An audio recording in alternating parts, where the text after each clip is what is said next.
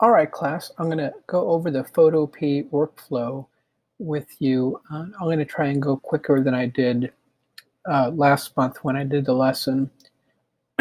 So there's just a few steps that we have to do on each photo.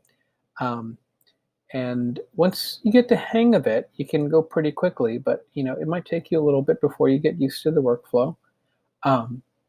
First thing to do is go to Image, Image Size, and it doesn't matter what the DPI is. Look at the pixels, and whichever number is bigger, don't click that. Whatever number is bigger, make it 2000. And don't touch anything else and just click OK. It's going to shrink your photo. If you need to make it bigger to see it on your screen, click the magnifying glass and then click Fit the Area.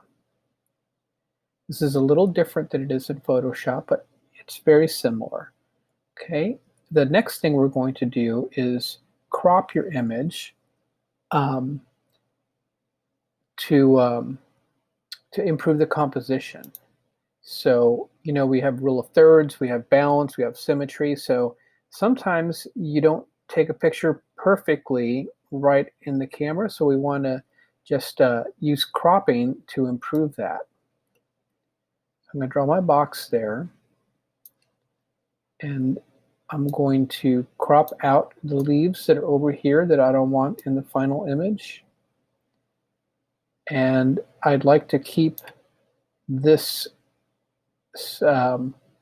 tree here in as much in the center as possible.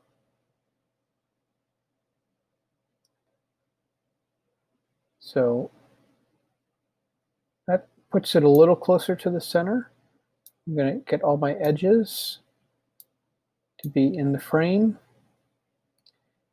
And then I have delete cropped pixels there. That's what it should be. And I'm going to click the check mark, and it looks like I was a little off on my cropping there, so I'm going to crop that bottom out again just by putting that line a little bit above it. There we go. All right, so I think that's a better crop than it was before. And next step is the cropping has to be done before you do any of the other steps, or else it'll mess up your history here and you can't go back. So once you crop, you can't really, it makes things difficult, okay? So the next thing we're going to do is adjust the levels or the curves. We don't do both. Levels are a little bit easier to mess with, so I'm going to click on Image, Adjustments, and go to Levels. And I'm going to move it off of the photo so I can see what I'm doing. These are my white pixels. These are my black pixels. And these are the midtones. So you see here that brightens things up a little bit. So by making things a little bit whiter on this end, a little bit blacker on this end, it increases the contrast. And you can lighten or darken your midtones with the middle slider. So by darkening, I make the sky just a little bit bluer. Okay. I'm going to leave it like that.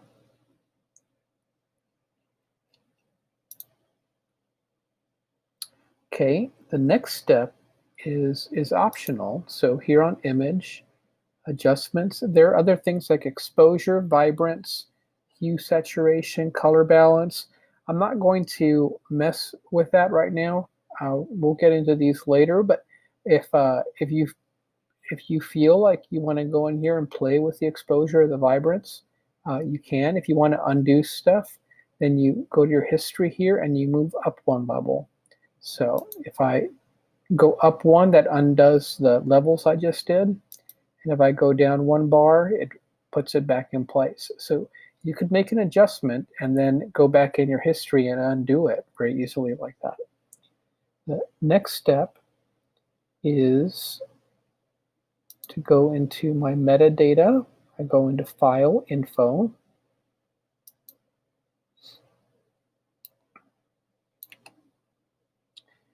And I'm going to click this drop-down tab here and click Keywords. And I'm going to add the parameter.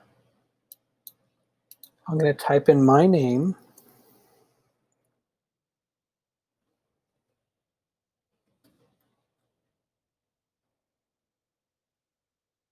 comma, and let's say this is a, what kind of element of composition is this?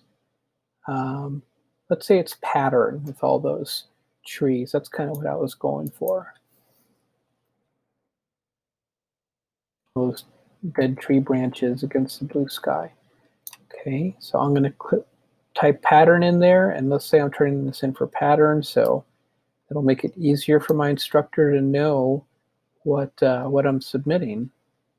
And I click Save. And then I close that out. And the last step is to export as a JPEG. This might not be normally checked by default, but you want to check that. And I think the default is about 60 or 70% here. Go ahead and bump that up to about 90%. You've sized the image down, so it's not going to add a lot of, it's not going to make it too much bigger. So I'm going to look at the all my numbers, make sure everything's looking nice. I'm going to click Save, and that downloads an image on your Chromebook. That'll save it somewhere. If you remember what the name of it is there, it'll make it easy for you to go back and click. And then from this file here is what you submit on Canvas. All right, let me know if you have questions. I'll also have a Google slide with all the steps spelled out. Thanks for watching.